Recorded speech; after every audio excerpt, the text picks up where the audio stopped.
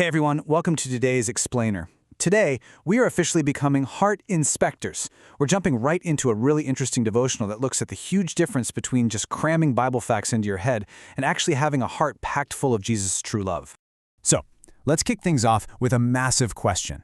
Imagine you're the undisputed, ultimate champion at Sunday school. You've memorized all the verses, you totally crush it at every single Bible trivia game. Does that automatically mean your heart is perfectly clean? Does having all those right answers mean you're actually doing the right things for the right reasons? Well, let's see what the text actually says about that. Section 1. Knowing facts versus having love. The devotional illustrates a pretty huge difference here.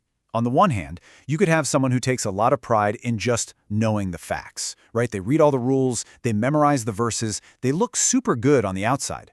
But on the other hand, there's what the text describes as actually having Jesus' love, like actually feeling its power change your life so you become genuinely kind, helpful, and gentle. The source warns us that it's actually really easy to have that first one without ever having the second. In fact, the source points out a major problem perfectly with this quote.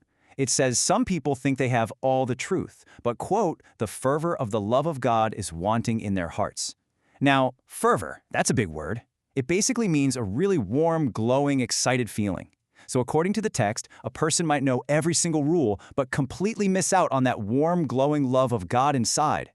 It's kind of like having a fireplace perfectly stacked with wood, but absolutely no fire to keep anyone warm. Totally misses the point, right? Moving on to Section 2, the Great Spiritual Mix-Up.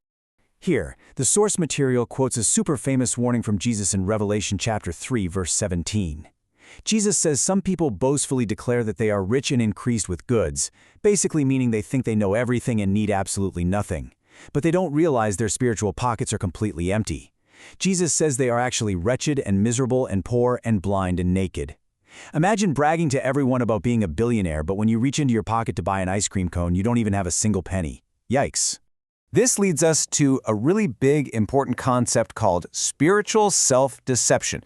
Now, deception just means tricking someone. So this is literally just a fancy way of saying we're tricking ourselves. It's like tricking yourself into thinking you're wearing a beautiful royal crown just because you know a bunch of rules, when your heart is actually completely empty. A person might be standing there spiritually naked, but somehow they've convinced themselves they're all dressed up. But here is the crucial point in the text: you absolutely cannot trick Jesus. You might be able to trick your friends, or your teachers, or even your parents into thinking you're super holy by acting perfectly on the outside. But the text reminds us that Jesus says, "I know your works and your true motives." According to the source, he knows exactly why we do what we do. He knows whether you helped your little brother just to show off or because you truly love him. All right, Section 3, filthy rags versus clean clothes. The source says that trusting in our own good behavior is literally like being clothed in filthy rags. Things like doing chores just so you can brag about it, faking kindness, or walking around thinking, I'm the absolute best. Those are described as the filthy rags of pride. But on the flip side, trusting Jesus is described as receiving an outfit of perfect, clean kindness. That looks like being helpful in secret, putting others first, and having a truly humble heart. When the source talks about wanting the righteousness of Christ, this is exactly what it means. Righteousness is a huge word, but here it simply means doing the right thing for the right reason, with a heart that's completely full of love. The devotional argues that we can't just sew that outfit ourselves. We need Jesus to give us the power to trade in our filthy rags for his perfect clothes. And a huge part of wearing Christ's clothes is learning what the source calls his meekness and lowliness. Now listen, meekness does not mean being weak. Not at all. It actually means having a gentle strength. It's kind of like having the power of a superhero, but choosing to use that power to gently help a little kitten out of a tree instead of just showing off how strong you are. It's putting others first, just exactly like the source describes Jesus doing.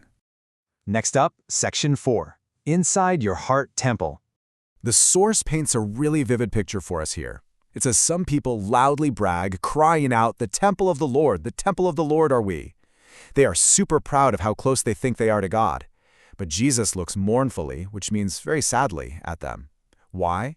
Because while they're out there bragging on the outside, the inside of their heart temple is filled with what's called unholy traffic. It's like seeing a beautiful church building on the outside, but inside it's just a messy, noisy, chaotic traffic jam of junk. Let's actually look at what the source calls this unholy traffic. This is the junk that can hide inside our heart temple. We've got envy, which is being jealous and wanting what other people have. Pride, thinking you're the absolute best.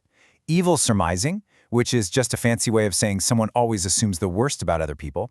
Bitterness, holding on to a grumpy grudge. And hollow formalism, acting religious on the outside, singing the songs and bowing your head, but being completely empty inside because it just isn't genuine. And our final section, Section 5, Wearing Jesus' Kindness Today. The source material concludes with an awesome message of hope. It notes that even when people are willfully ignorant, like stubbornly wearing their filthy rags and totally ignoring the mess in their hearts, the Lord doesn't just abandon them.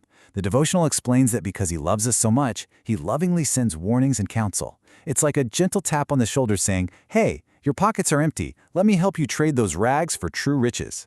So how does the source say we can actually do that? It outlines 3 simple daily steps to make sure our heart temple is clean. Step 1, check your motives. Ask yourself, why am I doing this? Is this chore for a reward, or am I just trying to be helpful? Step 2, ask Jesus for a clean heart. The text encourages us to literally ask for His righteousness instead of our own filthy rags. And step 3, practice that gentle meekness, actively looking for ways to use your strength to put someone else first. To wrap up our explainer today, the source leaves us with one vital question to think about. What outfit will you choose to wear in your heart today? Are you going to put on your own braggy, filthy rags? Or will you seek out Jesus' true, gentle love? It's a pretty powerful question for us heart inspectors to consider. Thank you so much for exploring this amazing topic with me today, and I'll catch you next time.